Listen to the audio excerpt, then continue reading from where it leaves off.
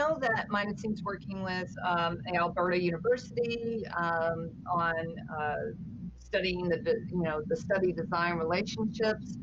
Can we talk a little bit about that and how that relationship is working with them? Yes, I think the relationship there is sort of twofold. We both have a relationship with them as a study site for our PTSD clinical work that we're discussing here, and they're also the site where a lot of our drug development work goes on as well. And so it's a multifaceted partnership there.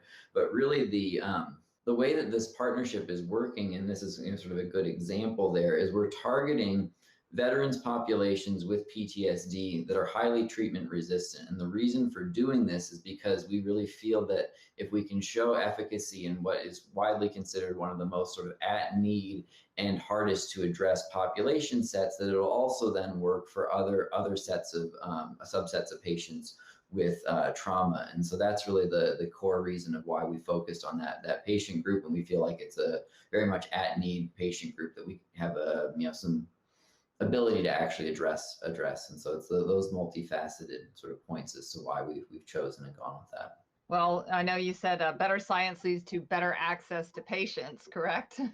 Absolutely. No, that's the way I always like to see it, is that the science leads the way to the best access and the safest access to patients. So what are your main studies right now? You mentioned the vets and the PTSD. So the work that we're doing right now primarily consists at the clinical level of a series of PTSD studies that are really looking at this exact interplay of therapy and dosage, timing of dosage, exactly like we've been talking about.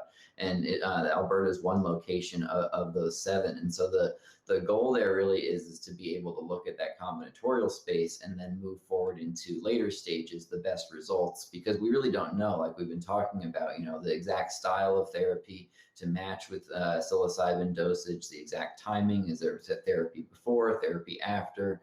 And so these are really questions that we're going to be able to address across that footprint. The company is also really interested in, like I was mentioning, this mechanistic understanding. And so we've been looking at maintaining shared measures across all of our clinical work so that we can address that.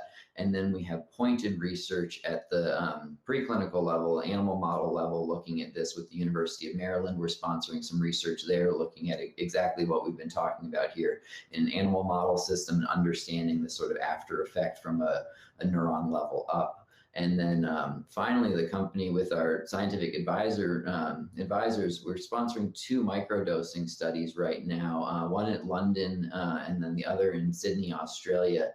And the idea here is to, again, understand when and where can we reduce dosage and maintain the therapeutic potential, because if really it's matching therapy with dosage of psilocybin, there's a really open question as to whether you need this large dose that then is hard to provide, the correct care around, or whether you can provide a lower dose more constantly across the same period, just to make kind of 2 examples. But this is really an open question. So that's kind of a bits and pieces of how the company is really addressing this from a low dosage, from a high dosage, and then an indication specific point of view. And we think that it really will, the different avenues will all see synergies as we move forward.